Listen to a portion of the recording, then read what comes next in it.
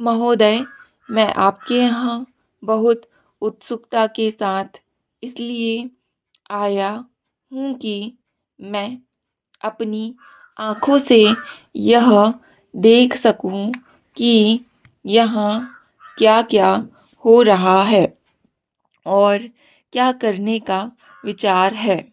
स्वागताध्यक्ष जी ने अपने भाषण में अभी दिग्दर्शन कराया कि यहाँ क्या तो आप करने जा रहे हैं, क्या-क्या सरकार की ओर से किया जा रहा है और किन चीज़ों की कमी है।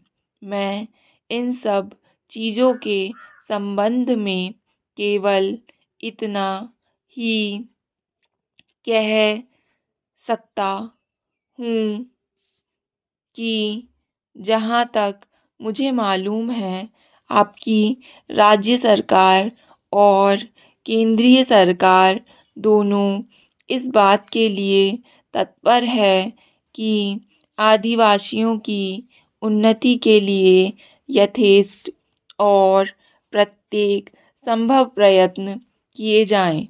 जिस समय भारत स्वतंत्र हुआ और हमको स्वतंत्र संविधान बनाने का अवसर मिला, तो हमने उस संविधान में इस बात का ध्यान रखा कि जो पिछड़े हुए लोग हैं, उनको आगे बढ़ाना और दूसरों के समान स्तर पर ला देना हमारा पहला कर्तव्य है।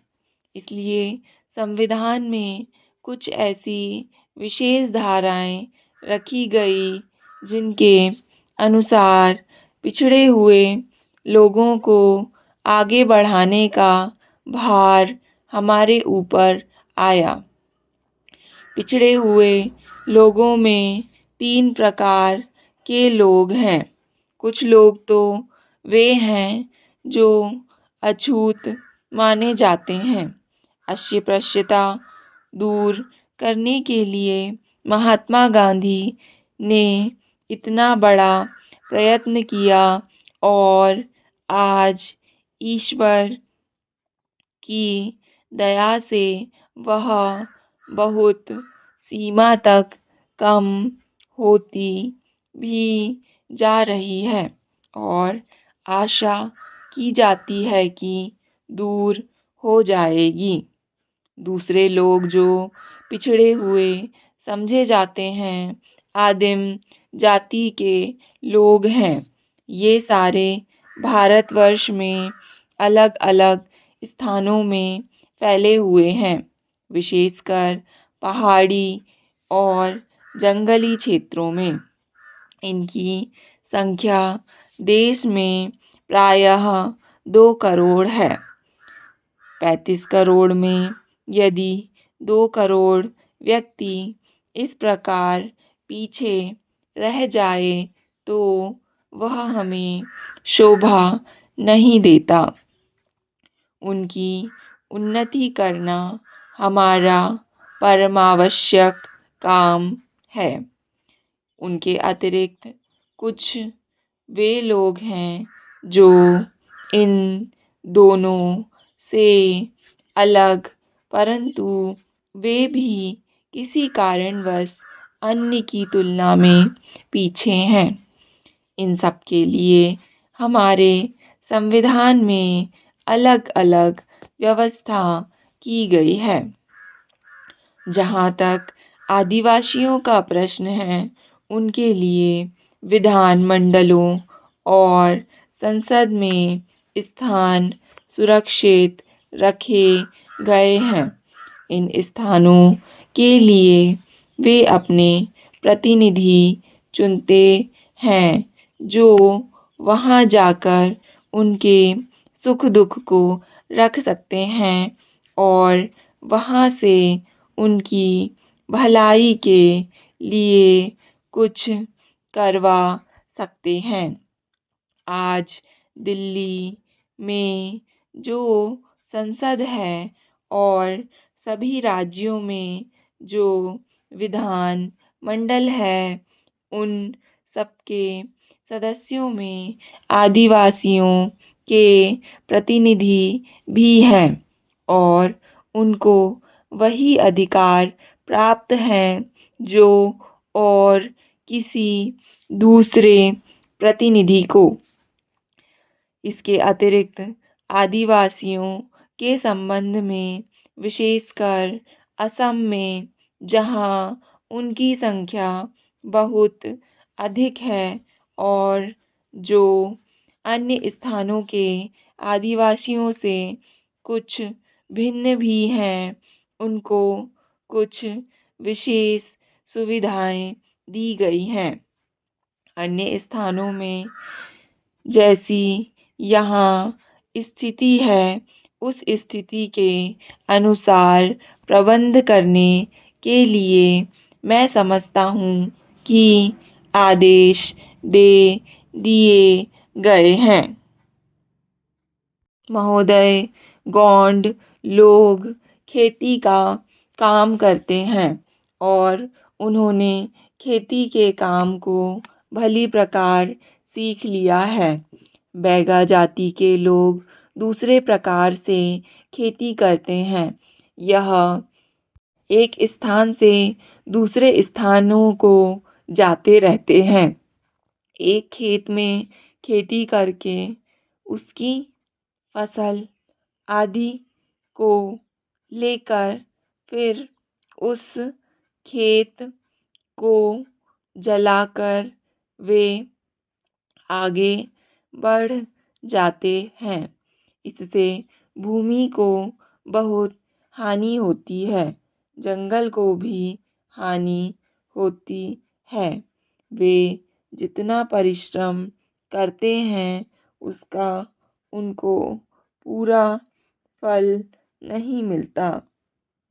सरकार ने उन लोगों को यह समझाने बुझाने का निश्चय किया है कि वे कहीं एक स्थान में रहकर खेती बाड़ी करें तो उनको थोड़ी सी भूमि से ही अधिक अन्न प्राप्त हो सकता है और वे अधिक सुख से रह सकते हैं।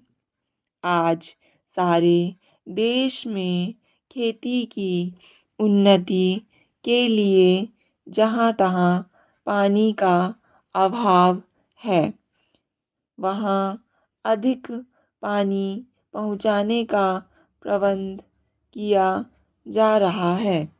लोगों को गड्ढे खोदकर तथा उनमें कूड़ा कचरा आदि डालकर खाद तैयार करना सिखाया जा रहा है, जिससे खेती की उन्नति की जा सके।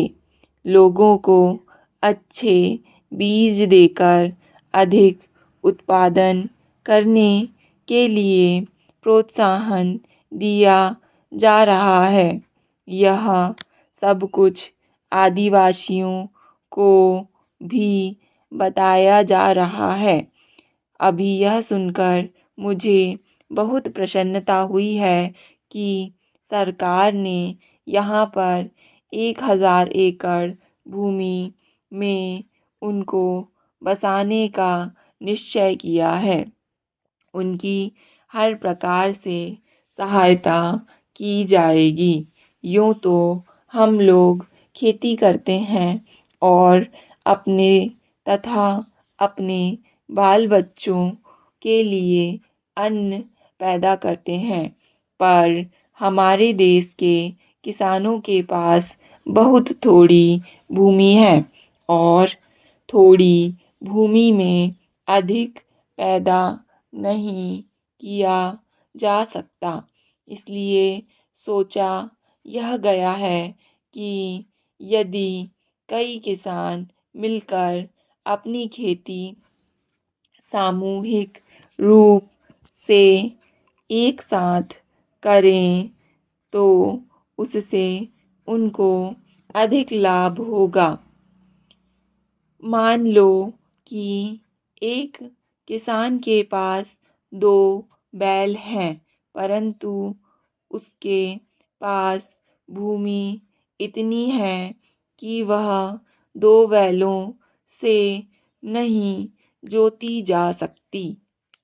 ऐसी स्थिति में उस भूमि में खेती पूरे रूप से नहीं हो सकती, क्योंकि वह 4 बैल रख नहीं सकता और 2 बैलों से उसका काम पूरा नहीं होता।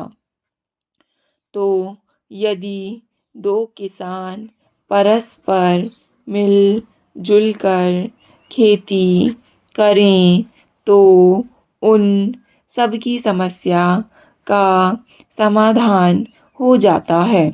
2 व्यक्ति मिल-जुल कर खेती के आसपास पानी की भी व्यवस्था कर सकते हैं। इस प्रकार यदि कई आदमी मिलकर एक साथ खेती करें तो उनको खेती में व्यय भी कम करना पड़े और आय अधिक हो। इसलिए यहाँ सामूहिक रूप से खेती करने का प्रयास किया जा रहा है और यदि इसमें भली-भाँति सफल हुए तो इस चीज़ का औरों में भी प्रसार होगा और विशेषकर आदिवासी लोग जो अभी तक इस प्रकार खेती नहीं करते, इस चीज़ को अधिक सरलता से सीख लेंगे और उसके अनुसार काम करेंगे और यदि वे इस पद्धति को अपनाएंगे तो इससे उनको बहुत लाभ होगा। स्टॉप।